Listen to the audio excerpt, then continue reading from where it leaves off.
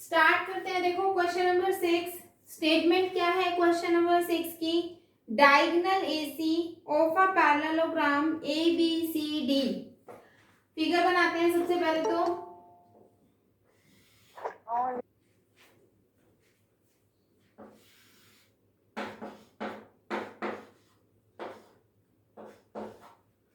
ए B C D parallelogram है और जो एसी है ये हमारे पास क्या है? Diagonal AC of a parallelogram A B C bisect angle A. Angle A को बाइसेक्ट कर रहे हैं, इसका मतलब ये एंगल 1 और ये एंगल 2 दोनों एंगल कैसे हैं? बराबर हैं। तो हम यहाँ लिखेंगे सबसे पहला स्टेप की गिवन क्या है।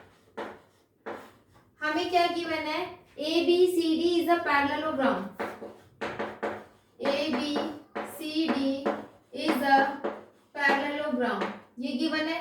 और हमें क्या गिवन है? Angle 1 equals to angle 2।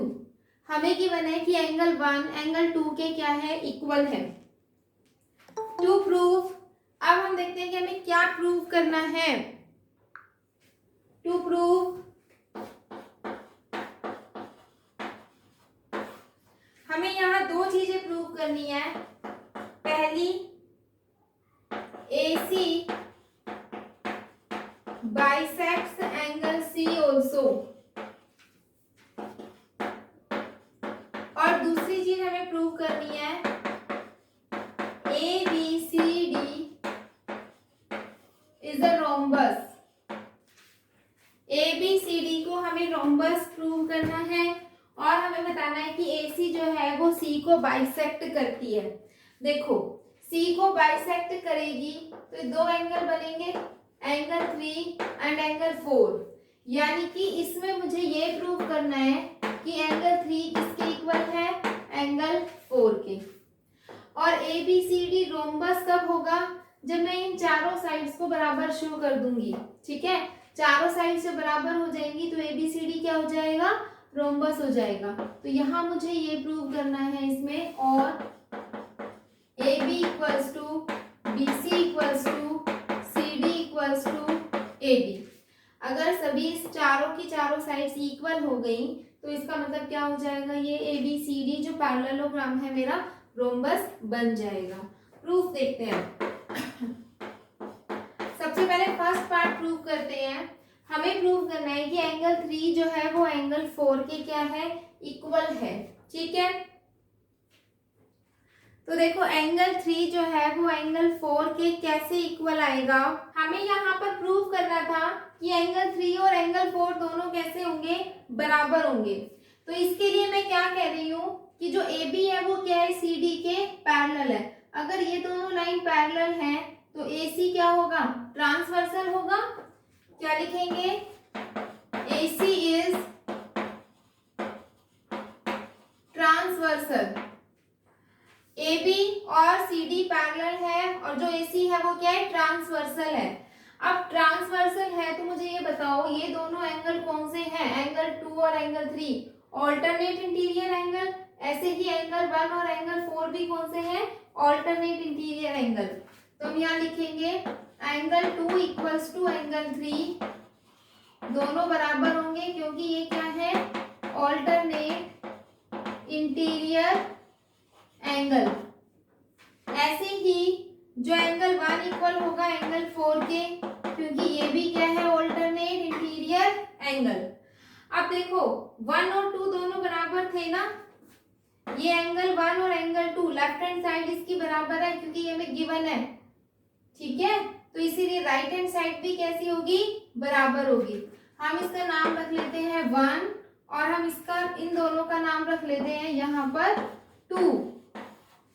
और अब हम क्या लिखेंगे? फ्रॉम 1 एंड 2 से, फ्रॉम 1 एंड 2 से वी गेट, हमें क्या पता चला 1 एंड 2 से? हमें पता चला कि एंगल 3 किसके इक्वल होगा? एंगल 4 के। Angle 3 equals to angle 4। ठीक है, तो यहाँ पर हमारा फर्स्ट पार्ट प्रूव हो गया। हम यहाँ लिख सकते हैं हेंस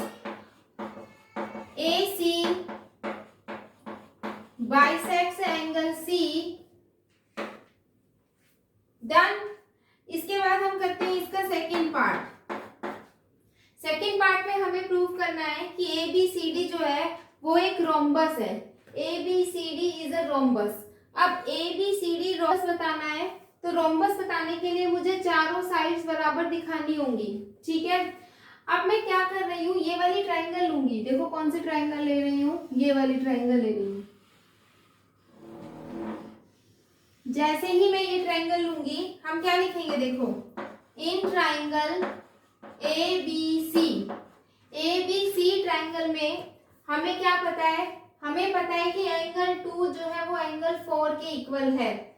एंगल 2 और एंगल 4 इक्वल है। ये दोनों एंगल आपस में बराबर है। ये दोनों बराबर है, ये दोनों भी बराबर है, ये दोनों भी बराबर है, और ये दोनों भी कैसे हैं, बराबर।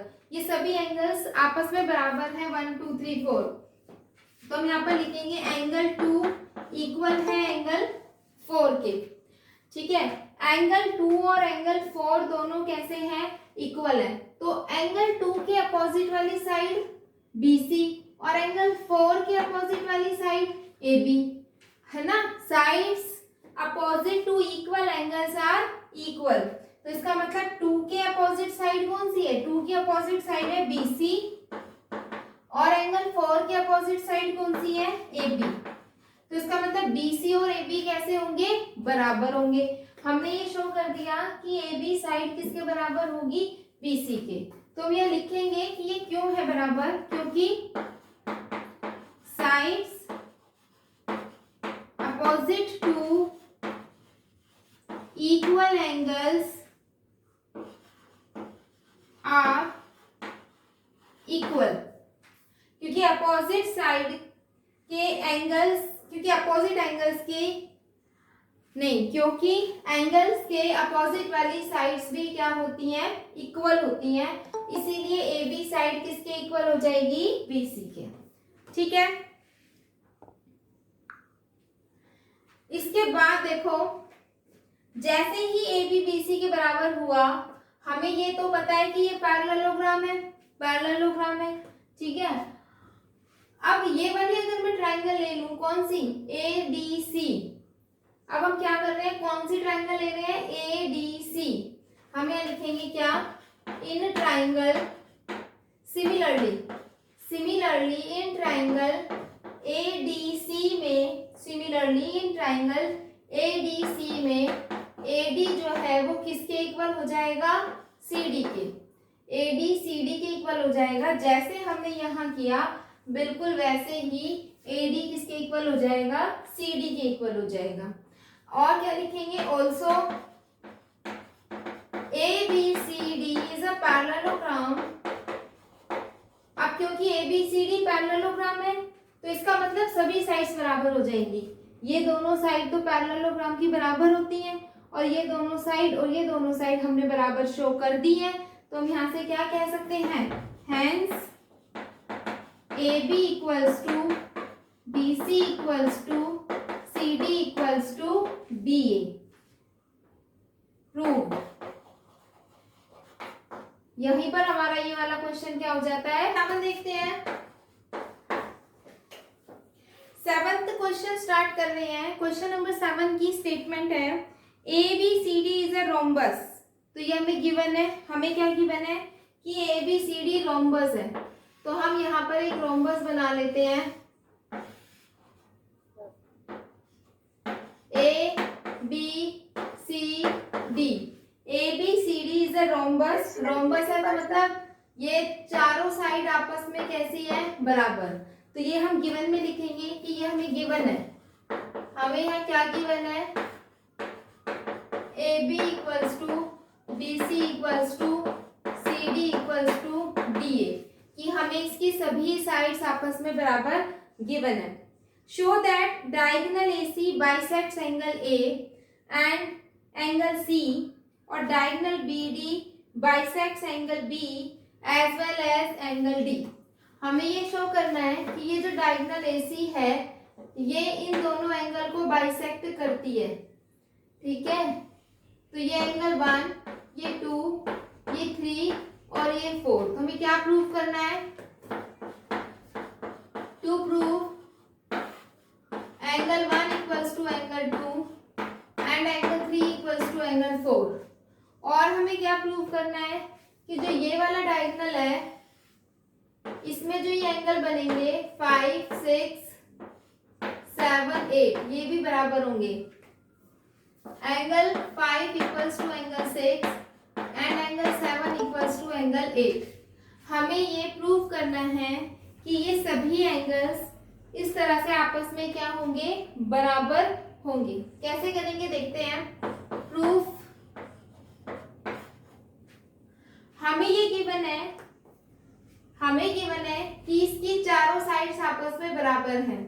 ठीक है, मुझे क्या प्रूव करना है कि ये दोनों एंगल बराबर होंगे और ये दोनों एंगल बराबर होंगे। अब ये रोम्बस है तो इसका मतलब ये वाली साइड, एक बार हम ना इसको हटा देते हैं। देखो इसको मैं हटा रही हूँ, इसको हटा रही हूँ, इसको सिर्फ इसको प्रूव कर रही हूँ पहले। ठीक है, पहले हम इन दोनों को प्रूव करेंगे, उसको मैंने अभी हटा दिया है ऐसे। राइट, तो अब देखते हैं 1, 2 को बराबर दिखाना है मुझे, 3 और 4 को मुझे बराबर दिखाना है। तो ये मेरे पास एक पैरेललोग्राम है, तो यहाँ से मुझे ये पता चला कि ये दोनों एंगल आपस में बराबर होंगे। ठीक है, हम यहाँ क्या लिखेंगे, since ABCD is a rhombus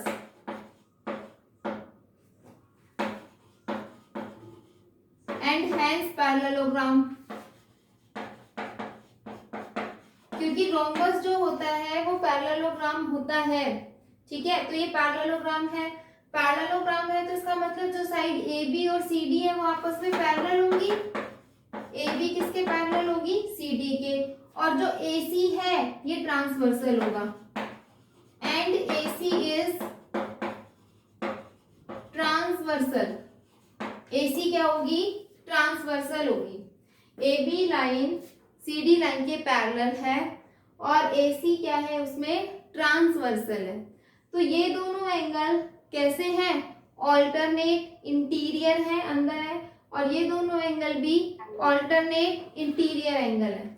तो हम यहाँ लिखेंगे एंगल 2 इक्वल्स टू एंगल 3 और एंगल 1 इक्वल है एंगल 4 के। ये दोनों क्यों है इक्वल, क्योंकि ये ऑल्टरनेट इंटीरियर एंगल है, ऑल्टरनेट इंटीरियर एंगल। ठीक है, हमें क्या शो करना है, 1 और 2 को बराबर दिखाना है, 3 और 4 को बराबर दिखाना है। ठीक, अब देखो कैसे दिखाएंगे। हमने ये वाली ट्रायंगल ले ली, कौन सी वाली ट्रायंगल ले ली, ABC। हम ले रहे हैं आगे इन ट्रायंगल ABC। इस ट्रायंगल में मुझे पता है कि ये दोनों साइड बराबर है, चारों साइड बराबर है, तो ये दोनों बराबर है। ट्रायंगल में मुझे क्या पता है कि AB किसके बराबर है, BC के। कैसे पता कि ये बराबर है, ये गिवन है हमें, ये हमें गिवन है कि ये दोनों साइड्स कैसी हैं, बराबर है। अब जब ये दोनों साइड बराबर हैं तो इन दोनों साइड के अपोजिट वाले एंगल्स भी तो बराबर होंगे। तो इसका मतलब एंगल 2 किसके बराबर होगा, एंगल 4 के। क्यों होगा बराबर, क्योंकि angle opposite to equal sides are equal. क्योंकि एंगल जो होते हैं अपोजिट साइड्स अगर इक्वल हैं तो उनके अपोजिट एंगल्स भी कैसे होंगे, बराबर होंगे। ठीक है, इसके बाद हमें पता चला कि एंगल 2 और 4 दोनों बराबर हैं। देखो अब एंगल जो है हमारे पास 2 और 4 ये दोनों एंगल बराबर हैं, तो इसका मतलब 1 और 3 भी बराबर होंगे, है ना। इसका मतलब क्या होगा कि 1 और 3 एंगल भी बराबर होंगे। हमें क्या शो करना है, हमें तो ये शो करना है कि एंगल 1 किसके बराबर है, 2 के, और एंगल 3 किसके बराबर है, एंगल 4 के। देखो यहां से मैं क्या लिख रही हूं, सिमिलरली एंगल 1 इक्वल होगा एंगल 3 के। ये चारों की हेल्प से देखो मैं कैसे प्रूव करती हूँ। यहां देखेंगे एंगल 1 किसके इक्वल है, एंगल 3 के, और एंगल 3 किसके इक्वल है, एंगल 2 के। तो इसका मतलब एंगल 1 किसके इक्वल हुआ, एंगल 2 के। इसकी नेमिंग करो, देखो 1 2 3 और ये 4। अब मैं किसका यूज कर रही हूँ, 1 का और 4 का, ठीक है। क्या कहे हम यहाँ क्या लिखेंगे, यूजिंग 1 एंड 4, किसका, 1 का और 4 का।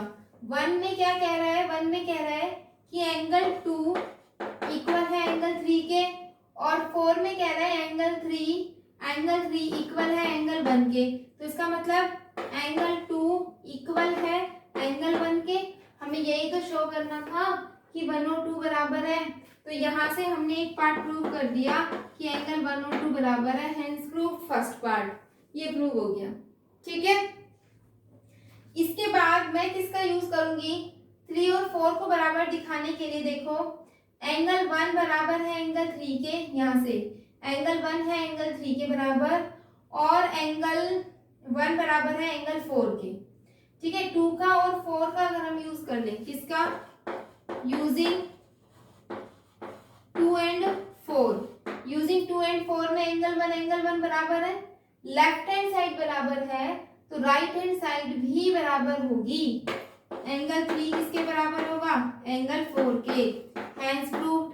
तो हमने क्या प्रूव कर दिया, एंगल 1 एंगल 2 के बराबर है और एंगल 3 एंगल 4 के बराबर है। हेंस हमने ये प्रूव किया है कि AC bisects angle A as well as angle C।